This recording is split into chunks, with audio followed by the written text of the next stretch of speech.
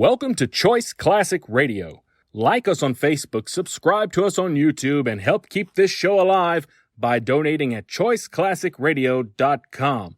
For more of your favorite old-time radio shows, join us on our companion podcast, Choice Classic Radio, Mystery, Suspense, Dramas, and Horrors, where we bring to you the most mysterious tales that the golden age of radio had to offer.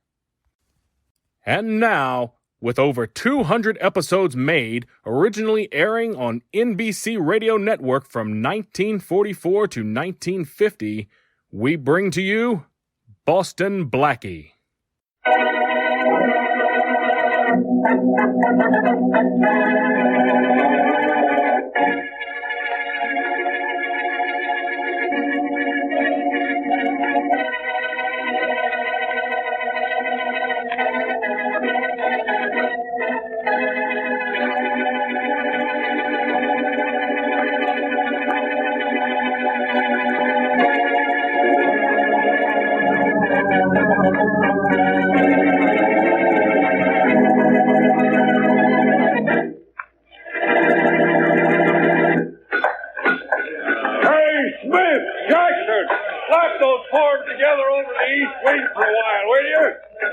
Concrete here.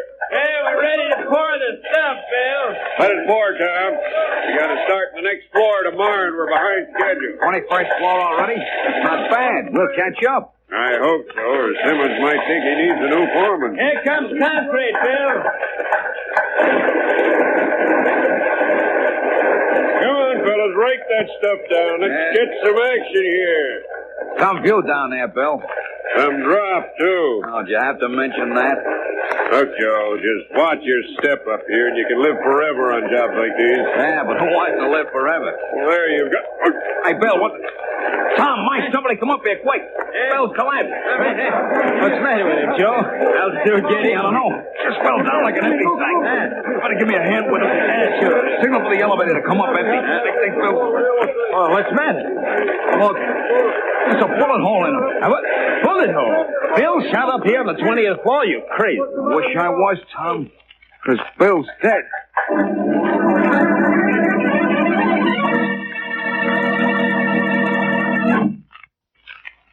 And now back to Boston Blackie. Enemy to those who make him an enemy. Friend to those who have no friend.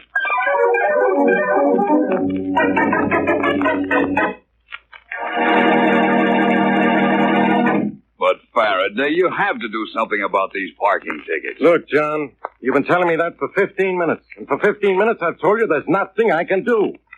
Now, we might as well talk about something else. Well, let's talk about Boston Blackie. I'm on my way up to see him. He's sick, you know. Look, let's leave Blackie out of this. What's the matter, Inspector? Don't you and Blackie get along? What I think of Blackie is my own business. And nothing's the matter as long as he can't get out of bed. Now, you know you miss him. Yeah, like I'd miss a toothache. But let's not talk about him. Good. Let's get back to those parking tickets of mine. Oh, no. As I said before, I'm the contractor on that building going up at 1021 50th Street. Yeah, I know, but there's... The police say my trucks are blocking traffic. I know. I can't do anything about it. Look, Faraday, that's a big construction job, 36 stories. My trucks have to park in the street while they're waiting to unload. John, there's nothing I can do. Look, you're a police officer. Can't you handle ordinary parking tickets? A little while ago, you were talking about Blackie. Now you're talking like him. You know, maybe I'd better suddenly get busy. Really, Faraday, isn't there something you can do? Your trucks are parking illegally, John, and that's it. Excuse me. Hello, Faraday speaking. Inspector, a call just came in from 50th Street. Foreman for the Simmons Construction Company was shot to death 5 minutes ago. What? Yeah, while he was up on the 20th floor laying concrete. Nobody knows where the shot came from. Well, what's the address? Don't know where the guy got killed? 1021 50th Street. Thanks. Get me a squad car, will you? Yeah, you bet. What's the matter, Inspector? Maybe I'm going to work for you after all, John, but not on those parking tickets. You've just had a murder in your company. What? A murder. One of the foremen on that building you're putting up was just shot to death. Oh, no. No, he says. Yes. Now, don't get too upset about it. Murder's my business. I solve them every day. Come along and I'll show you how I do it. I certainly will. Oh, you were going to see Blackie, weren't you? Yes, but I think that had better wait. This won't hold you up long. Come on down to your building with me, and then we'll go up and see Blackie. Pull yourself together. My foreman murdered. It'll take time for me to get over this. Cheer up, John. It's your foreman who's dead, and he'll never get over it.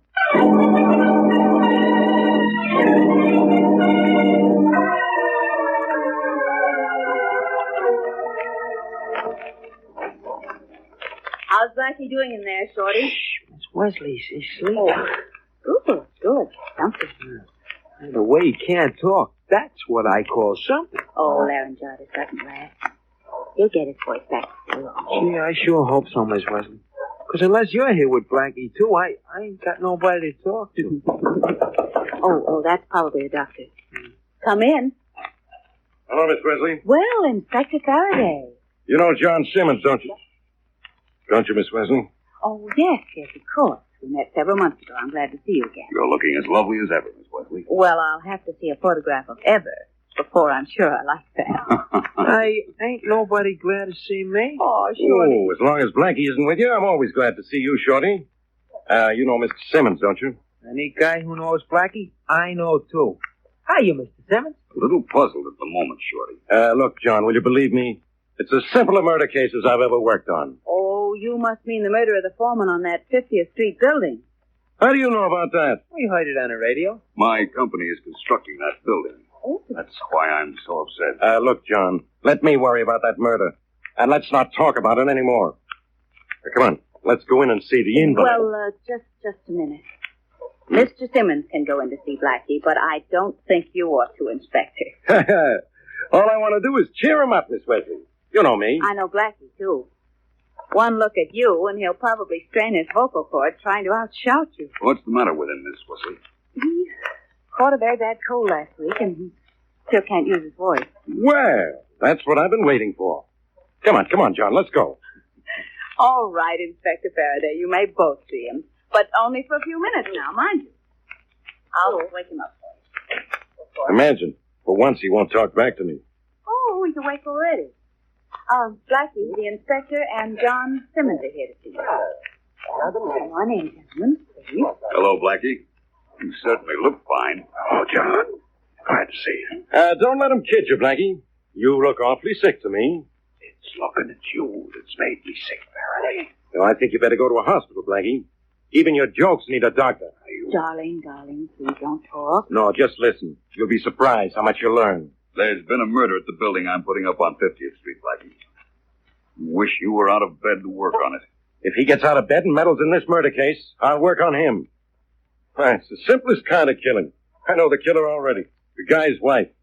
It's got to be her. The killer could be anybody, even you, John. Let's hope not. Aren't you a wise guy, Blackie?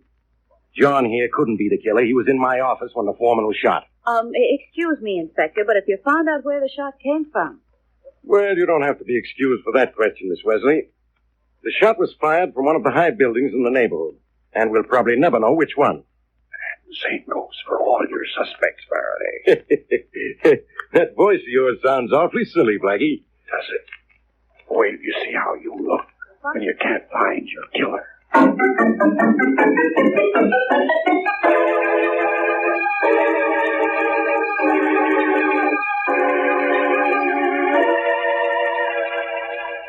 Miss Woods, I'm sorry to come to your home at a time like this, but your husband has been murdered, and it's my job to find out who killed him.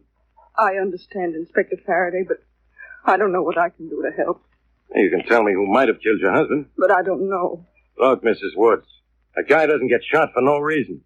But I can't find a reason. There can't be any reason. But there has to be. What did your husband do wrong? Nothing. You're telling me. I checked into his background. He was the most popular foreman on the job. He was a leader of his lodge. He was the best-liked guy in this neighborhood. What's more, he didn't have an enemy in the world. Everybody liked him, Inspector. Somebody didn't. How could anyone ever dislike him? He never did anything wrong. What kind of a husband was he? Oh, perfect. Seems to have been a perfect everything, including a perfect target. Please, Inspector, I can't talk about this any longer. I'm sorry, Mrs. Woods, but this simple murder is getting complicated. And I'm getting nowhere. I'm sorry. Look, Mrs. Woods, now, about your husband's family. Was there any trouble there? Jealousy or something like that? Bill was awfully good to his family. He gave them everything he could. Where? Maybe that's a clue. What do you mean? Maybe he gave his family too much, and you too little. And you might be the one who killed him. Did that, hit home, Mrs. Woods? No. And he was shot by a high-powered rifle from a long distance. Only you could know what he was wearing and exactly where he'd be and be able to spot him from far away? That's not so. I don't expect you to agree with me, Mrs. Woods. But I tell you something you can't expect. Yes? A complete investigation of what you were doing at the time your husband was killed. I was sleeping. Oh, so you were sleeping then, huh? Maybe you're going to have to prove that, Mrs. Woods. Because I'm wide awake now.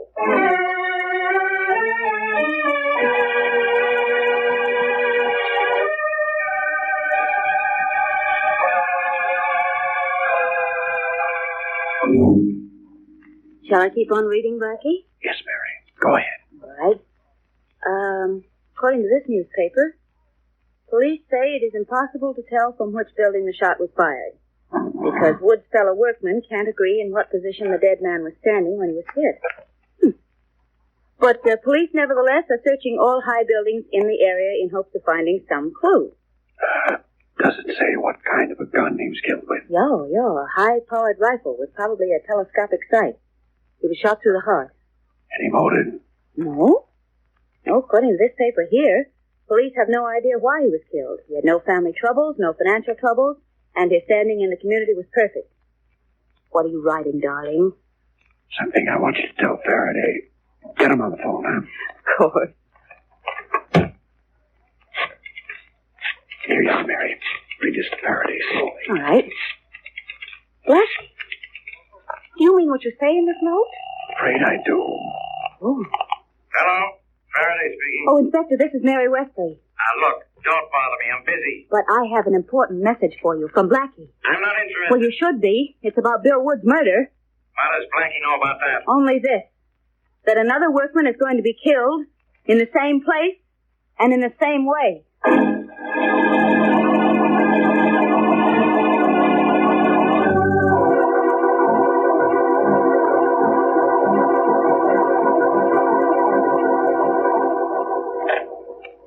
What's the matter, Tom? Nothing, Jack. Except I wish they'd get that west floodlight on. Those lights are making crazy shadows without it. I'll send a man down to see if something can't be done. Don't let the shadows get you, Tom. Yeah, but I was thinking, this is the exact spot where Bill Woods, the day foreman, got shot today. I'm the night foreman, so what? Doesn't it bother you? Ah, forget it. Hey, you guys, come on over here with those forms. Concrete's coming. Doesn't it give you a funny feeling up here? I'm going to have a heck of a feeling in the morning if the boss asks me why we haven't finished this 20th floor. Come on, let's get this concrete done. Come on, you guys! Hurry with those floors! Concrete's just come up on the elevator, Jack. Good. Get those guys over with it fast, Rich. Hey, Jack, what's the... Holy mackerel! He's dead!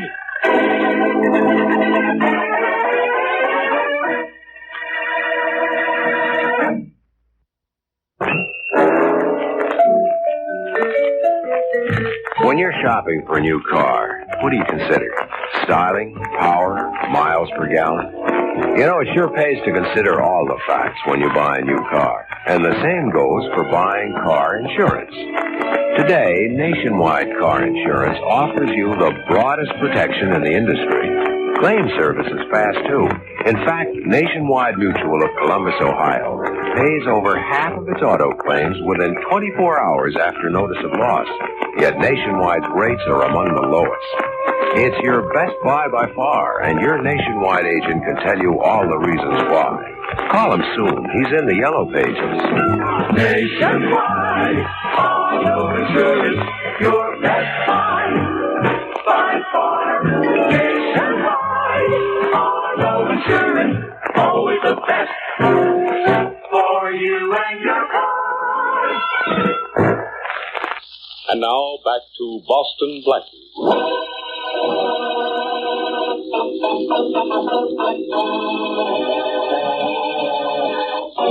Boston Blackie is confined to his bed with laryngitis. But that hasn't prevented him from predicting that a second murder would follow the mysterious killing of Bill Woods, shot to death by a high-powered rifle while he was working high over the city in a building under construction. Faraday questions Bill Woods' wife, only to be reassured of what he already knows, that Bill Woods had no enemies. As we return to our story, it is shortly after the second killing, and Mary Wesley and Shorty are in Blackie's apartment, when Faraday and John Simmons, employer of the two dead men, break into Blackie's bedroom. Blackie, I want to talk to you. So do I, Blackie. You know something about these killings. Please, gentlemen. Blackie's sick. He's going to be a lot sicker when I get through with him. Blackie, how did you know Jack Barnes was going to be killed? I didn't know, John. Just a guess. You know something, Blackie. Now, who told you? It's just a guess, I tell you. Well, you tell me a lot of things that aren't true. Blackie, how did you know the second foreman would be killed? Well, this is serious. 2 of my men have been murdered. You think you have a serious problem, John. What about me? I have 2 murders to solve, and no suspect. I know both Bill Woods and Jack Barnes were killed by the same person. How do you know that, Inspector Faraday? I know it, Miss Wesley, because they were both killed by the same gun. And you have no idea why they were killed? If I know why they were killed, I might have a clue to their killer. You know, what surprises us is that you don't think it's Blackie. I'm beginning to wonder about him, I'll tell you that. It'd be just like Blackie to get out of bed and kill Jack Barnes just to make your guess come true. Not this week, Faraday. Blackie is not in the mood for murder. Hey, Blackie, what are you writing? Maybe I will. I couldn't have that much luck. The paper said there was no reason why Bill Woods should have been killed, Inspector Faraday. What about Jack Barnes? Same thing. He was just as well liked as Woods, if not better. You know, there's always a reason for a guy getting killed. But this time I have 2 guys and no reasons. Who have you talked to? Everybody, including Bill Woods' wife. Hey, what are you writing, Blackie?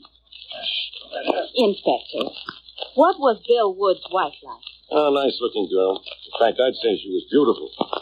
I thought for a while maybe she killed her husband. But I haven't found anything to prove it. Well, if she killed her husband, why would she have killed Jack Barnes? I didn't say she killed Jack Barnes. But you said the same person killed them both. Huh? That's right, Faraday. You did say that. Because they were both killed in the same way and by the same gun. Hey, wait a minute. Mrs. Woods has no alibi. Nobody saw her at the time of her husband's death. She says she was sleeping. Blackie, will you stop writing? I didn't think you would. You were talking about Mrs. Woods? Oh, yeah. Maybe Mr. and Mrs. Woods didn't get along. She could have killed him for that. And maybe she killed Jack Barnes because Jack knew she was the one who killed her husband. Hey, I'll see you later. Where are you going, Inspector? See Mrs. Woods. Maybe she'll claim she was sleeping again when Jack Barnes was killed at 8 o'clock last night. Why don't you knock off a little sleep yourself, Blackie? Judging by your jokes, you need it. Blackie, will you do me a favor? Solve these 2 murders for me. Not only because the killer ought to be caught, but, well, men on the building are beginning to get restless. I can understand that. I'll try, John. Thanks, Blackie. I'd appreciate it. Let me know if I can help you in any way. I'll be at home. I'll take you to the door, Mr. Simmons. Thanks, no, Miss Wesley. I can find my way out. Goodbye. Bye. Bye. I'll be grateful for any help you can give me, Blackie. Goodbye. Mary. Or Shorty. In the other room, I'll call him. Shorty? I have a little job for him. Shorty! Oh, well, darling, why not let me do it? I'll need you here. Okay. You want me, Miss Wesley? Yes, I do. Oh, what do you want? Blackie wants you to do something for him. Oh, sure, Blackie. Anything you say. Look, short one. Faraday's having trouble with these murders. Hey, you want me to solve them, boss? Indirectly. Yeah. I've written out a few instructions. All you've got to do is follow them.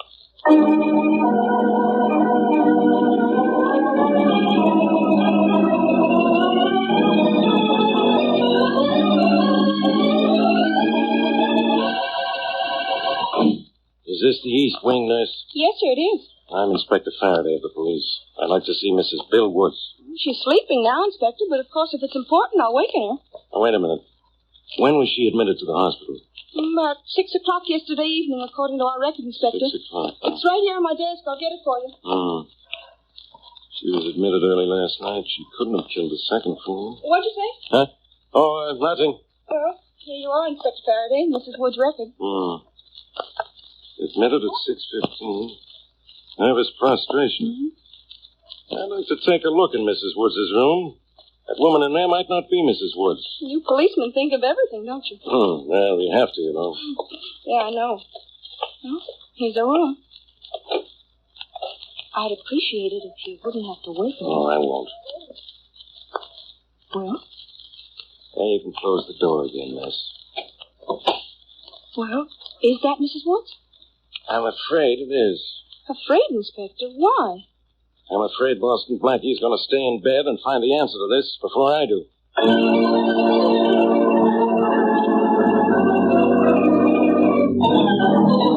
Oh,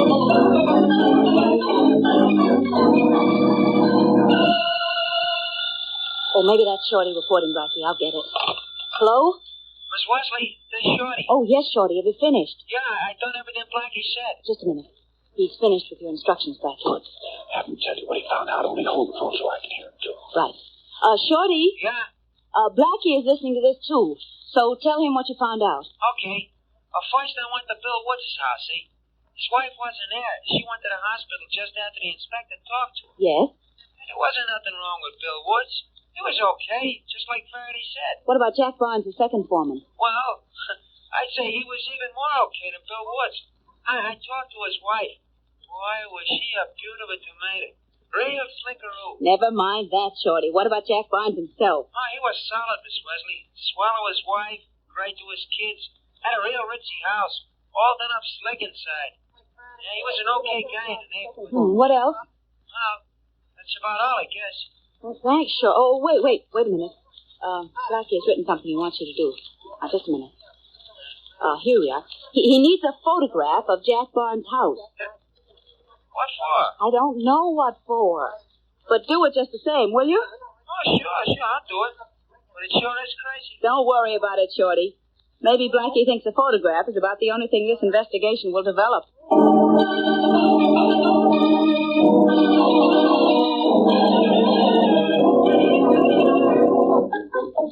Well, if you won't tell me why you want his photograph, Blackie, will you at least tell me why you want these 2 hunks of concrete? I want to look at them, Shorty. Oh, Blackie, you're getting sand all over your blankets. Maybe those 2 foremen were killed because of the sand in these pieces of concrete. You're joking.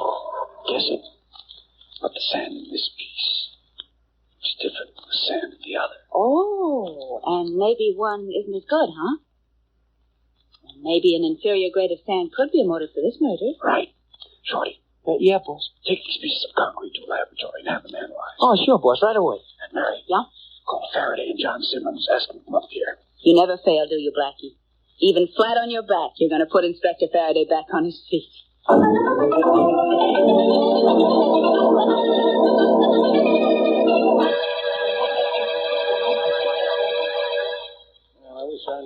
right, Blackie. Everybody is here and waiting. Now, are you going to tell me who killed those 2 men? You're going to tell us, Mary. I am. You're going to read the answers so I can throw right in. Oh. Nobody knows the answer, Blackie, because so far there isn't one. Well, Inspector Faraday, maybe you're right about Mrs. Woods. The same person killed both Woods and Barnes. And Mrs. Woods was in the hospital when Barnes was shot. Hey, what's this photograph? It's a picture of Jack Barnes' home. What's it doing here? I've been trying to find that out ever since Shorty brought it to us. Here's the answer to everything, Mary. Read it and watch Faraday weep. Blackie, you're just wasting your strength and my time. Ignore the inspector and read those notes, Mary. Everybody ready? Yes. Yeah, we're ready. All right. Here's what Blackie's written. Quote, there are 3 people involved in this crime. A, B, and C. Yeah. Now, just a minute. A was the first to die, killed by B. B died next at the hands of C. I tell you, the same person killed both A and B. Well, now, here's what Blackie writes about that, Inspector. What? Both persons were killed in the same way by the same gun, but not by the same killer. In this case, 2 killers used the same gun. All right, that's possible. But what about motives? Wait a minute. Here is the motive paragraph, Inspector. A, Bill Woods, was killed by B, Jack Barnes. Huh? Now, let me finish. Because Woods told Barnes he thought the grade of concrete used in the building was inferior. Barnes knew it was, went to see, and received instructions to get rid of Woods. He got rid of him by killing him. No. I can check on that concrete. It's already checked. Here's the lab report Shorty got. You're trying to do my job for me, huh, Blackie? He's done it, Inspector. Listen to this. After Barnes killed Woods, he went to C and demanded more money to keep quiet about the inferior concrete. But So C killed Barnes. In other words, there were 2 different killers, but the motive for each murder was the same. Now, I've read nursery rhymes that solved a crime better than this. Who's this guy C, or is a guy named D going to kill him? Hold your breath, Inspector. C is in this room, sitting in the chair beside you. Huh? C is the boy. John Simmons. I've heard just about enough of this comedy. Haven't you, Inspector? Yeah, I certainly have, John. Wait a minute, please. I suppose there's more to that note of Yes, Blackie. there is. Shorty? Yeah? Shorty, tell Inspector Faraday what you found in John Simmons' house. Oh, sure, Miss Wesley. It was the murder gun. A high-powered automatic rifle, see, with a telescope sight.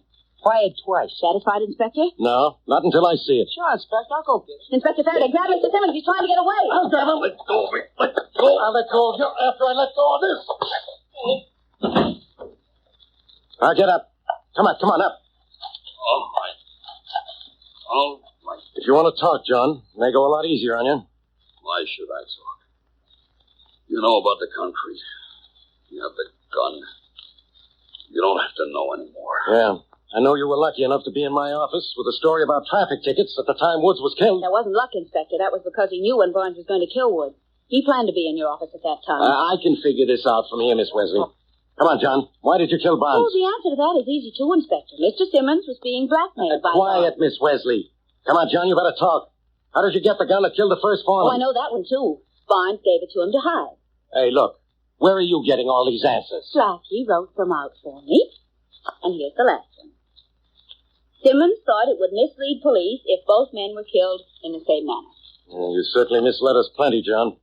But there's nothing misleading about your going to jail. Hey, where's Shorty with that murder gun? You tell him, Mary. Well, you have a confession now, so I can tell you, Inspector. We were, just guessing about that gun. But we know now. You'll find it in Mr. Simmons' house. Well, concrete caused 2 murders. I guess that's that. Oh, wait a minute. Blackie's writing something more. Here, I'll take it, darling. What does it say? It says, Faraday, this is one time a murderer will be convicted on concrete evidence.